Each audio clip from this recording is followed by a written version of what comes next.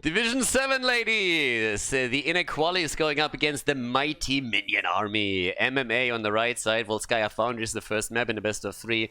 And boy, do we have a lineup. We have Cho'Gall. Cho'Gall together with Anna, actually.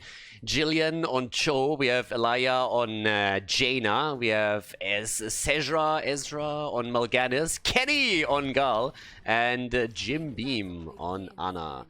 And then we have the lineup on the right team side. The mighty Minion Army. You might think that the Cho'Gall is a little bit out there, but look at this lineup. 42 on Oriel, Rundfunk on Johanna, Skrat on Greymane, Boba Fett on Malthael, and Shrur on Kerosene.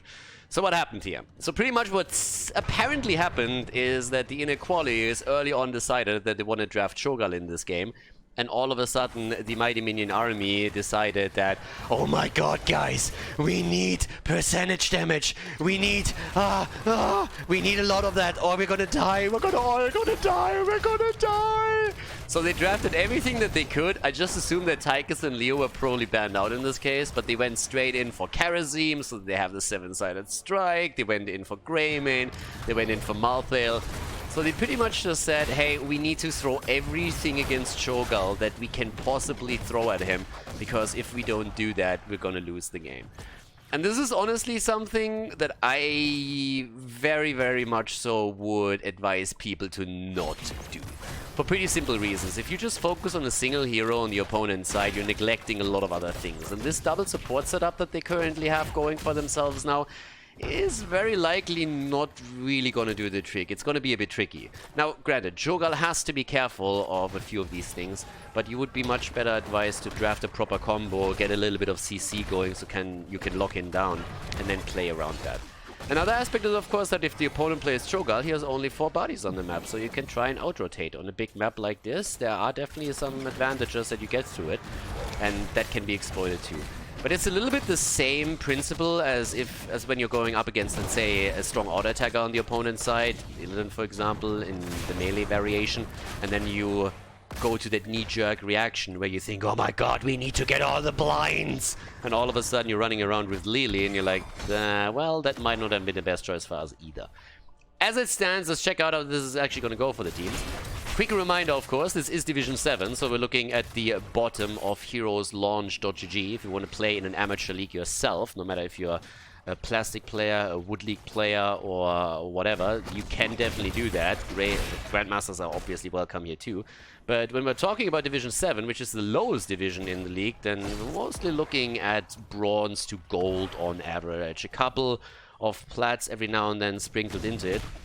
But as it happens, this is definitely the lower end of the scale. So we're going to poke a little bit of fun with the players here. They are all aware of that, so no need to be offended on someone else's behalf. And we're obviously also going to talk about a few of adjustments that could be made in order to make these plays better.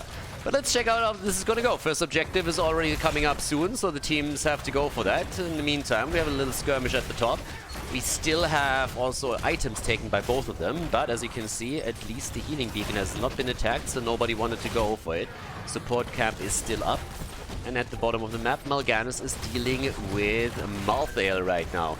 Whereas at the top, the fight is just continuing. So Skrat, the only real range damage for the team now, is currently trying to poke from a distance. But you can already tell that this is a little bit of a problem, because they don't really have a lot of range damage that can help them when it comes to the objective itself and the checkpoint. If you have a mage like Liming, Gul'dan or anything else that can poke from the outside, Junkrat maybe even, then you have a lot more going for you and you can poke the opponent down, try and see if you can create an opportunity for the rest of the team to make an engage happen. And in this case, that's just not going on here. So while the red team took control over the control point, we have one more item now in the hands of the blue team. Jaina goes back on full mana, full HP because she's lacking mana. Level 7 talents are also in for both of the teams. And we still haven't seen First Blood, by the way, just saying. For Division 7, 4 minutes in, that's actually quite rare. So we'll have to see how this is going to work out now. But my point standing with the lack of range on the side of the Mighty Minion Army, outside of Greymane himself, who obviously wants to go into more of a melee setup most of the times too, you have to heavily commit. You can't just poke around from the outside, you have no poke potential, you need to commit to a team fight, and that means that you have to win those very, very quickly, or you're going to run into huge trouble. Item gets taken.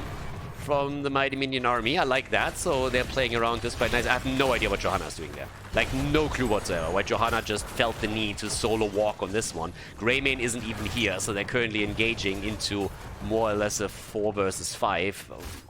I mean, voluntarily. I have no clue what the deal is with that. Wundfunk is walking in again. Apparently he doesn't like hit points. It's the only reason that I can come up with. Wundfunk, do you like hit points? Nope. Knew it. Was absolutely obvious. In this case, there's the healing beam. Once more, they're trying to make the first kill, and the Condemned did not create enough space for them, and especially he's in trouble. Yeah, Karazim is down. First blood is in. There's the kill against Greymane, and now with 2 heroes down, this is looking quite solid for the blue team. Ana is pretty much the pocket healer for Cho'Gall, at least so far. A lot of the attention of the Mighty Minion army is obviously on Cho'Gall, so Ana has a bit of an easier time there. It also helps that Cho'Gall is really fat. I mean, the guy hasn't seen a treadmill in at least 10 years, so for Ana, it's pretty difficult to miss the target there. So this is the easiest game that Jim Beam had in in his life. And I mean, he is per default with that name, obviously, constantly drunk. So yeah, that's a good one for him too. Up to the top now, the rotation towards the fountain. I like that a lot. You want to prepare for the second objective. You want to prepare for the next phase in the game. And therefore, taking this fountain down should be high priority for you. Not really making the commitment happen just yet. Cho'Gall has moved down to the bottom of the map and goes up against Malthael. He might be a little bit high to go for that choice. Smoke weed every day. Because I'm not 100% certain if that was really the right move. I mean, yes, he's about to win against Malthael, but this is a 2-for-1 and he's lost a lot of HP here. This is not really the one-on-one situation that he wants. And honestly, Malthael, if he had that ult up a little bit quicker, he could have gone for the kill here too. Which so far he didn't do, but I mean, hey, there's always next time, right? We have Resurrect for Auriel, and also by now the 7-sided strike. So in the entire setup, the kill Cho'Gall train is now underway. It has just left the station, and the only question that we have is if it's actually going to arrive at its destination. Boba Fett at the bot lane, he's a little bit low, wants to come in to get the first stack for his own trade. They have the double support, so that heals him up too. Rotation has not taken him down here either. So, yep. And everybody is still sitting tight. We had those 2 kills early on. I'm still surprised that we don't see more brawling here. Division 7 usually goes all in for the action, but not so in this case. They're trying to make the play for Mal'Ganis. The bullet hits, and it hits hard. But here comes the play. 7-sided Ring of Frost, and Mal'Ganis is down. Cho'Gall with the ult. And there's the second kill. A follow-up against Johanna. That's 2 heroes down. They might even get that third one. A quick heal from Auriel keeps them in play. But that's 4 kills against 0 now. And this entire setup that we've seen so far from the Mighty Minion army to keep Cho'Gall at bay is just not working out for them. Auriel not going for the Resurrect. And the blue team is doing what they should. They are ahead. What do you do when you're ahead? You're trying to get more ahead. Exactly. So they go for the next item. They steal that away too. That's actually another aspect of Cho'Gall on this map. If you have only 4 bodies on the map, it also means that you can only hold 4 items. So that's another one. Skrat. Skrat! Yeah, dodged it. That one comes back. Going straight for the boomerang play here, my friend. But in comes the aggression against Cho'Gall. Kenny totally not impressed. Not even a little bit. So yeah. The Cho'Gall setup is still rolling nicely. When it comes to damage, where's Gall actually sitting at? We have him at 28,000. Top damage in the game. Easy peasy, I might add. 20,000 for Jaina. The last Ring of Frost and those Blizzards did really, really well in the fight over the camp. Here's Johanna. But she's going to be able to walk away from this one without any problem whatsoever too. So yeah, Blizzard talent's even coming in. Oh boy. Now he's really going for it with the Stormfront. There's the kill! Cho'Gall is down. Yeah, you gotta be a little bit more careful. If your opponent is speccing this heavily into heroes against you, then you should probably not just simply YOLO around the map and walk right into them. So that came for him apparently out of nowhere. Shouldn't really, because, I mean, that's a bit of a Captain Obvious move right here. Eats the bullet, eats the 7-sided, and that's a kill. So they take Cho'Gall down, they take Jaina down, and so far the setup has at least worked once. Now, with Molten Block, I mean, you kind of can at least dodge the 7-sided, so that shouldn't really happen.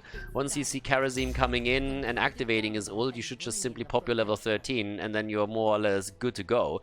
The bullet, I don't think that you can actually dodge out on that. Greymane is going to get some damage against you, that's just inevitable. But either way, for the next fight here, I think we're going to see a bit more coordination around this. Kenny again, starting to move in here.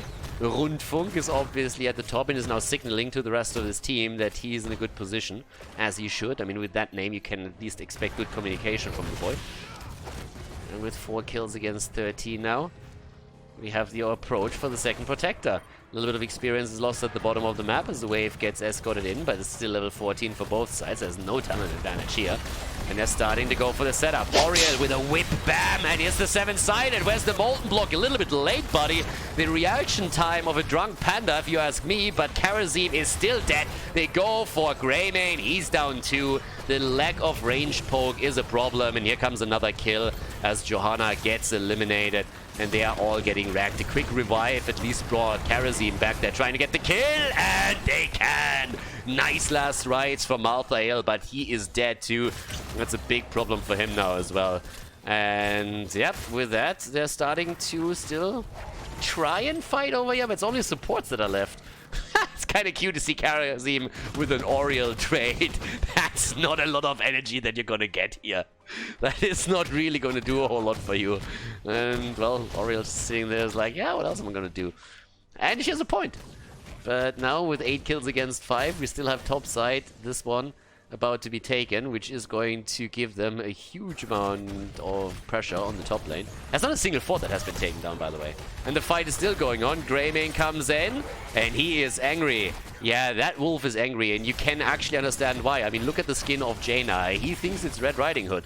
Usually he has the hots for Vala, but in this case, it's all about Jaina. Jaina's sitting here with her red cape, and Greymane just looks at it, and he sees red, and he just goes ham. Can't stop that boy. 16 talents are now in, so they're starting to make their play.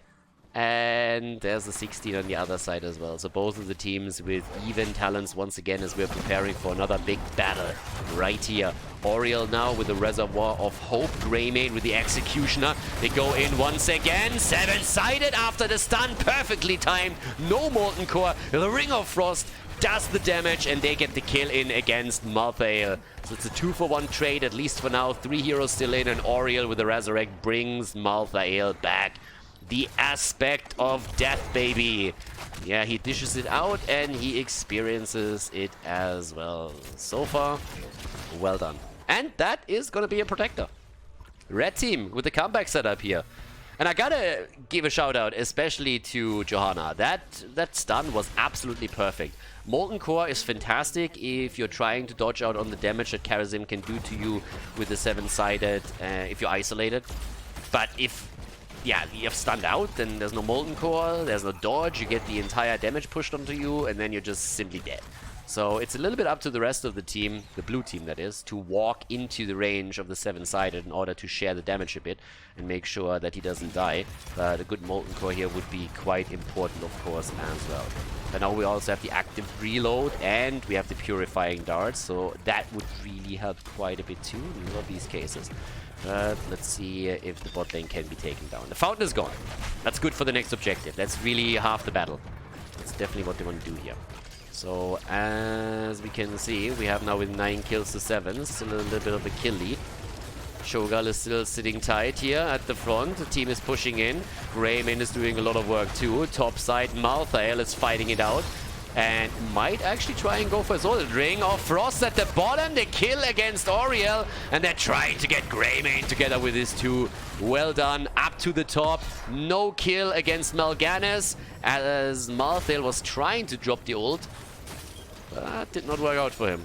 So he puts a lot of damage in, but Mal'Ganis gets away. Oriel at the bottom of the maps, though, didn't. Well, actually, we had not only Herta, but also Greymane, and then the Resurrect came through too. So that helped. Still 11 against 7 on the kill count, and teams are going for the items again. Yep, eyeing the item slots. I guess the support camp is going to be attacked soon too. Uh-oh, and Boba Fett! Oh! The sleep! Nearly the kill! And he gets away. Oh boy, that was close. It was about to be his demise, and then the heals come in from the double support, and that keeps him in play a little bit longer. So yeah, nicely done here. But that was still a clutch call for sure. So, now with this, even more poke in the middle of the map. At the bottom, Mal'Ganis is taking position to push the lanes out and try and get them some easy experience. It's of course level 20 that's on the line right now. And with that, we would have Storm Talons in the hands. Unless there's an early fight. Yeah, thinking about this one, Malthael isn't here. This is a 5 versus 4. Malthael is riding in. It's a modern Malthael. He goes for the Cyber Wolf here. Yeah, might be the aspect of death, might be a few thousand years old, but that boy still knows how to ride in style. He knows all about the androids these days. Andrew Yang would be absolutely proud. Hashtag YangYang 2020. And yeah, but as you can tell, even, like, I mean, that Cyberwolf stole the job of a real horse. You have to think about that for a second. So that happens. It's not only humans that lose their jobs here. That horse is never gonna find another employer like this one, I gotta say. Anyways, 19.5, and the fight at the top again. The Blessed Shield gets dodged. Nicely done. Awesome. Really like that one. That was a good escape, and that cooldown being down is a problem. Molten Core, a little bit early. 7-sided doesn't hit jack shit this time. No! And we have also more blizzard damage. Oh my god, they get completely hooked by this one.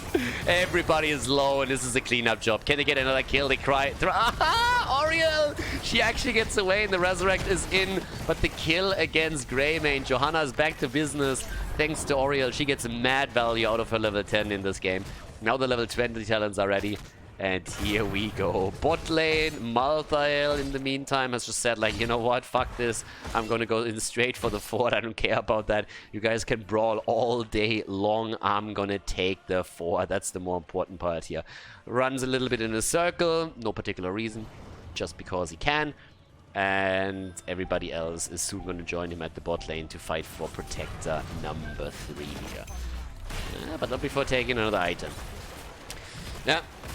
Red team pretty much has to know what's going on here. Kerosene double checks. Still has the Oriel trait on him. I don't know. Greymane is dead, so yeah, they needed to go for another damage dealer here.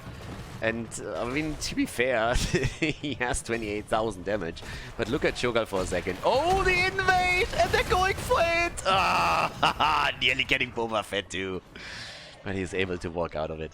So now we have 20 versus 20, Storm Talons on both sides, which give us the light speed. Okay, a little bit of race car action. Transgression is in, and the upgrade for the Jillian Roulette. So that is pretty nasty. I mean, that is pretty sick, because the cooldown reduction by 20% is insane. He can spam that shit in the team fight now multiple times. Kharazim is still sitting at the top. He's now slowly rotating down to the bottom. But this is still a 5 versus 4 for a few more seconds. And the bullet just needs to come out. Kharazim needs to start spamming this, and this is exactly what happens. 10-second cooldown on the bad boy. Oh, the ring!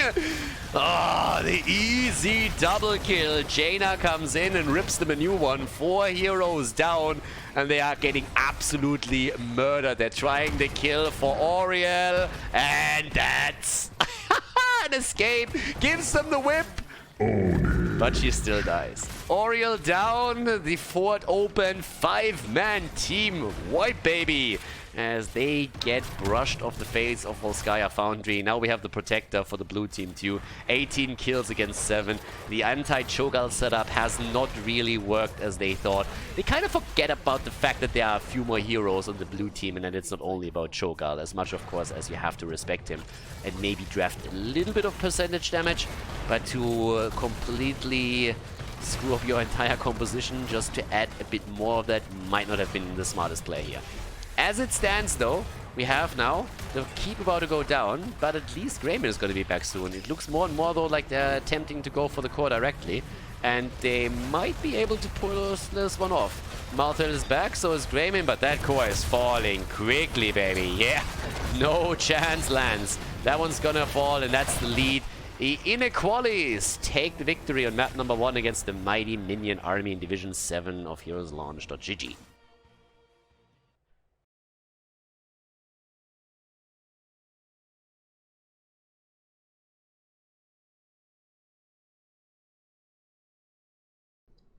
Game number 2. The Inequalities against the Mighty Minion Army. And the blue team is in the lead with Jillian on ETC. We have Elia on Liming. Sejra on Mal'Ganis, Kenny on Sylvanas, Jim Beam on Oriel, and to the right side of the map, the Mighty Minion Army with Skrat on Jaina, Boba Fett on Sonya, Rundfunk on Garrosh, 42 on Malfurion, and Shra on Suljin.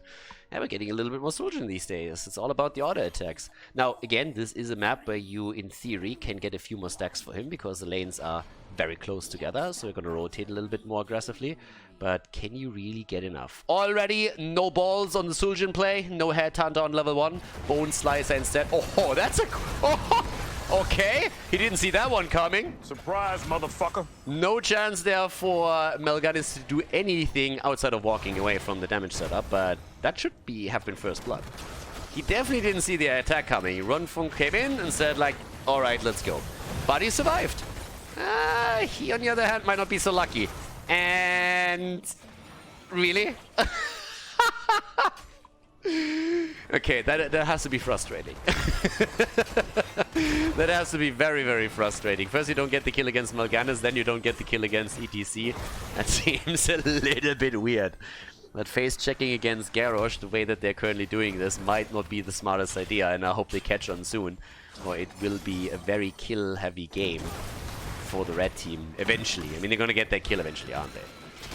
There's another attempt. Rundfunk is already riding around on his little horsey and trying to see when he can make the move. Sonya is fighting it out with Mal'Ganis at the bottom of the map.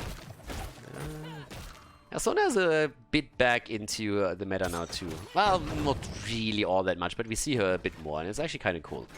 There's a spin to win, can do her thing. Our little budget Samuro here. But for now, also, we have the rotation with the 4-man from both teams, so a continuous rotation between the mid and the top lane to try and get the experience here. Another attempt at a throw. Jillian at least goes for the face melt, pushes the targets away, so that's the first step. And over here, what's gonna happen with this setup? I mean, they still need some additional stacks for Suljin. That is more or less a given. He wants to stack, he needs to stack, he needs to get that baseline up for the extra range. He needs that with 15 stacks. And, of course, you want to hit really hard with those auto attacks in the late game and ideally get a second swing for the Arcanite Axis on level 7. But we're getting a little bit ahead of ourselves. Right now, we're still on level 3. Rundfunk is in small trouble. Tries to turn it around for a moment, but can't really. Indomitable is going to make his life a lot easier. Even a little bit of slam action for Sonya now on level 4 after initially going for War Paint on level 1. Well, they're trying to set up a bit of a gank at the bottom of the map. Strangling Vines are in. Could try and go for the Siege Giants here, of course, now too. Dominance for Liming still. And Sylvanas can, of course, heavily increase the push power of any kind of objective that they're going to grab during this game. And the Weep Weavers have so far not been summoned. We have not enough gems for either one of the teams to make that happen yet. Mal'Ganis is just sitting tight, guarding the door. Yeah, get a new job as bouncer apparently. But that also means that Sonya can easily take the bottom of the map. And this could be the first kill. No! Covering the retreat. Malfurion with a quick root on the ground. Yeah. So, with that said, we still have only a few gems turned in. There's not really a lot of action just yet. Kenny is sitting at the bottom of the map now with Sylvanas trying to take those Siege Giants down. That's indeed what he does. They're starting the rotation towards the top. That's a problem for Jaina. And that could be her demise. Yep. First blood. That's the kill right there. Jaina down. This time not paying attention. And she gets taken apart. First kill goes to the blue team after the red team initially had the better opportunities early on. But now they have to fall back a little bit more. And there's enough gems available right now for the Inequalities to get the first Web Weaver wave. And they're already trying to get that done. Here in the middle. Death time is, of course, still incredibly short. That means that Jaina is already on her way back. So she's gonna join the fun in just a few more seconds. And there's no full turn-in yet. Talking turn-in. Mighty Minion Army is about to have enough gems to get their own turn-in. It's also quite important here. Level 7 talents are coming. Shura gets a few more auto attacks in. Sits at 7 stacks. Nice flip. They go for the kill and they get it. The cow is down. ETC is eliminated. Yep, they really like burgers because they just love beef. So now that ETC is dead, the blue team still is able to claim a Web Weaver wave. Always a little bit unfortunate when the Web Weavers come down and you have only 4 heroes on the map, so the death timers are short, so ETC will join soon, but they have to be initially a bit more careful than they probably would like to. Calamity is now also in for Liming, which is going to mean a lot for this. Arcanite access for Suljin, and he's a little bit far out with this. He needs to be careful, but okay. Apparently sees it coming, gets a bit of assistance from Malfurion, who lays down the lawn in the mid lane.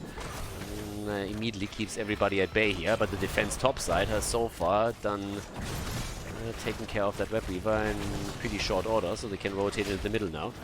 Sylvanas again enhancing that push, and they're trying to make the play for Suljin, and he is clearly trolling,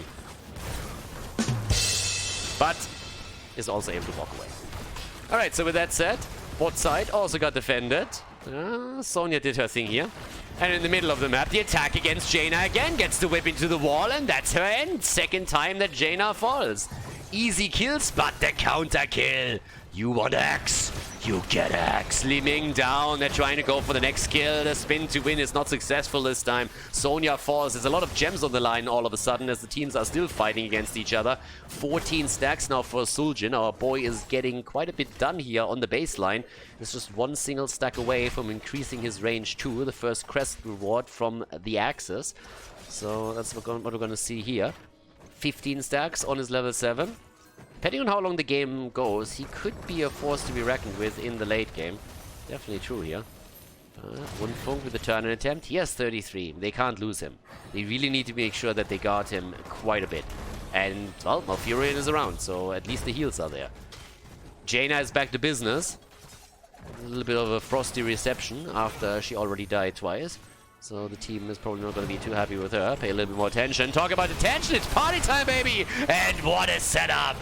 There's the kill against Suljin. Oh, the gems. Nine, nine, nine, nine, nine, nine. They lost everything. The rage is real. 36 gems lost on Garrosh alone. I think Suljin had a few more too.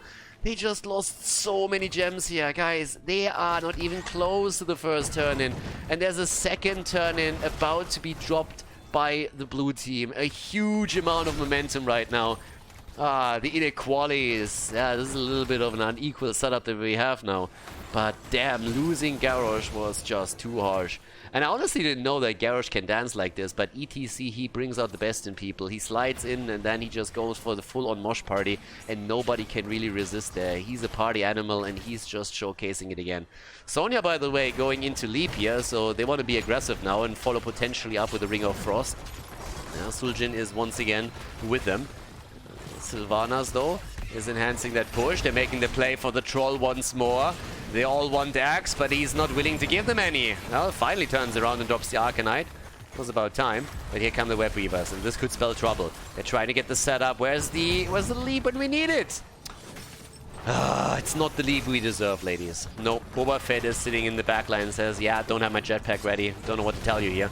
But we need to hold the stun back for a little bit longer. On the damage side, we have Suljin with 17,000, heavily ahead in damage of course team. Jaina is not even on 10,000 just yet. 12,000 for Sylvanas.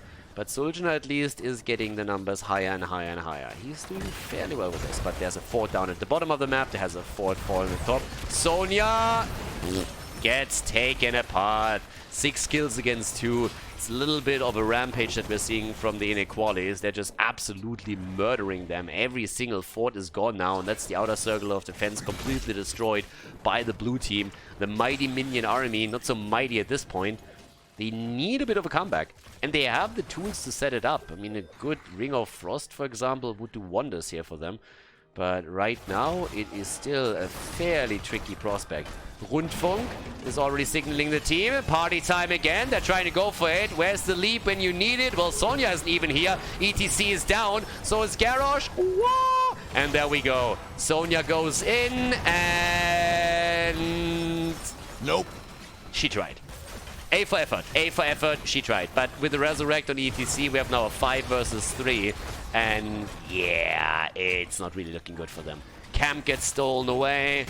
And this is rough. This is really, really tough. Okay, so with this, what else are we going to get right now? I mean, at this point, let's see. We have already our little setup right here. And yeah, not too much happening from them now. They're still trying, but with 8 kills against 3, there's the pressure at the bottom of the map. You know, the siege giants are taken. They can try and take a little bit more than later on towards the top. But it is looking pretty bad for the red team. They need a comeback. They need something to do here and some way of maybe getting finally a team, well, maybe not really a team fight, but at least a couple of heroes killed on the other side. It can't only be an isolated kill. They need some momentum. They need to take some structures down, maybe take a boss behind this. One of those. Not quite sure what exactly, but let's see. Okay, so, well, here we go. We have, first of all, our little setup at the top. There's the aggression in the middle. The blue team is already looking for an attempt to move in for it, but they can't quite. And yep, there we go. There's again the slide. Is he going to go for the mosh pit? Not quite. Oh, Suljin survived. Oh, he doesn't survive. Taken down by Kenny. The double kill against the blue team. Maybe finally they have a bit of an opening here. Not quite sure yet. But they are trying, so let's see if they can... Li Ming! Nice. Li Ming nearly dying... Oh, sorry, nearly killing Jaina over here. And Jaina is holding 30. Rundfunk is 10. They're finally looking at the first turn in. Uh-oh! Surprise, motherfucker. Whoa! And... Yeah! Boba Fett with a fat play. Gets away and able to escape for now. Nicely done. I mean, it was a little bit of a weird one, but he is able to jump out, so yeah. Good job by him. Up towards the top. Schroer now, still on 21 stacks, so he doesn't have the double swing yet. You have the Web Weavers come through, and this is an opportunity to finally get something done here. The problem is that they have level 16 against them in a few more seconds, and this is going to make it quite difficult. Jaina again in trouble. I'm detecting a little bit of a theme here. Mal'Ganis comes in and wants to lock them down, gets thrown a little bit deeper into tower range, but nearly takes the kill against the mage. He's still able to walk out of this. And this is all happening, of course, as we have Web Weavers for the red team on the map, so they at least get some pressure at the bottom and in the middle. The top lane was pushed out so heavily that they couldn't get anything done there. So, yep, there it is. Rundfunk is already starting to move in. Another quick swipe, and that could maybe mean wall. Because the team in blue moved to the bottom of the map to defend that. Sonya pushed in a little bit harder, but couldn't get too much done. And now they have an opportunity to get something destroyed topside. Maybe take the fountain down. With a little bit of luck, also take the keep itself. Sorry, the fort. That would be a big win. Ults are pretty much all up now, so they could look for the fight, but they don't have 16 yet. And that's a problem. Indomitable helps Garrosh to move away, and that one was important. If they lose another hero here, then it would definitely spell trouble. There's a chance for them to come back now too. Even more slam. Full smash build. Smashy smash smash. Sonya thinks she's the Hulk. There's the turn in. Are they going for it? There's the setup for the ring, and it connects with 2. Party time! Party time! Oh yeah, baby! And that's the end of Garrosh once again. Garrosh down, no Twilight Dream for Malfurion. He's dead too. R button is clearly stuck. And that's the end of Sonya. With an easy triple kill and a potential follow-up against Jaina, the blue team is taking another massive dump on the mighty minion army. And is trying to go for the first keep of the game. They're in a brutal spot now. Trying to go for the camp, actually. But the turn-in came half a second too early, so they couldn't activate the camp to steal it away from their opponent. But it still means an opportunity to go through the wall and try and take this one down. So, well, let's have a look. ETC already comes in. Suljin, there's the whip, and get the hell out of here. Yeah, the mighty minion army has been slapped around a little bit in this game. Slapped pretty hard. The entire time, the hits keep coming, and this is another big one on the way. 12 kills against 5, 2 levels ahead. 16 talents at least give a bit of a fighting chance to the mighty minion army, but this is rough territory. Bottom of the map, Web Weavers already approaching the keep. The same is happening up at the top, and in the middle, a continuous poke is obviously decreasing the hit points by the second. Quest is finally completed for Suljin as he's trying to get a bit more done here. But not quite. 36,000 damage for him puts him still into the top damage numbers. Sonya has rotated top, is trying to defend here, so they're splitting their heroes a little bit, with Jaina moving down to the bottom of the map. The walls have all fallen, and now is the chance for the blue team to push into the middle and at least take this keep down. But it really seems like they're hesitating a little bit. They're 2 levels ahead, and they seem to be willing to wait so they can get the storm talents for themselves first. And there we go. It's a trap! It's a trap! A little bit of a check. Missing anything? Garrosh? No! No! Surprise, motherfucker. Like, honestly, how did you not see that coming? Like, how in the world did you not see that one coming? How can you just walk in there and just face check this? I don't understand. Now Jaina is down 2 just as she completes the quest and could have ice blocked a little bit of the damage. But that guy literally just walked for the 3rd time in the row into the same bush and gets taken down again. I mean, if anything is shocking here, then that he didn't check it first. But now he died once more. He died 4 times, so did Sonya, and they have the camp and the power to push through the middle and eliminate the keep. The keep at the bottom of the map has also taken a lot of damage already. The catapults are still chipping away. Boba Fett is trying to hold the line for as long as he possibly can here. But I don't really think it's happening. The team is just yelling to Sonya, hold the keep, hold the door. But nope. And maybe at least finally counter-killing. Yes, there it is. Li Ming wanted axe. And Suljin is happy to oblige. They try and go for Oriel. If they can kill her, that would at least keep them down a little bit longer. And nope, the whip into the corner. It's mosh pit time again. It's insane. Jillian gets mosh pit after mosh pit through in this game, and Kenny is just moving through them, taking them down one hero after another. And it's actually quite impressive. I mean, we're used to Kenny dying a whole lot, but in this case, nobody killed Kenny. So, yeah. Keeping the mid lane down, keeping the bot lane destroyed too. Top side is pressured, 3 heroes eliminated. And without Li Ming, they might be a bit hesitant to go for the core, but considering the catapults that are pushing in together with it now, I think it's not going to take much longer for them to seal the deal here and take this with a 2-0. There's another attack. Good arrow, good slide, and that's the end of Jaina. Yes, Jaina down, and that is game, ladies and gentlemen. No leap value in this game was to be had. Well, we had 1 escape actually, so I'm going to grant her that. This is a 2-0 victory. An easy peasy one for the inequalities against the mighty minion army here at Division 7 of heroeslaunch.gg.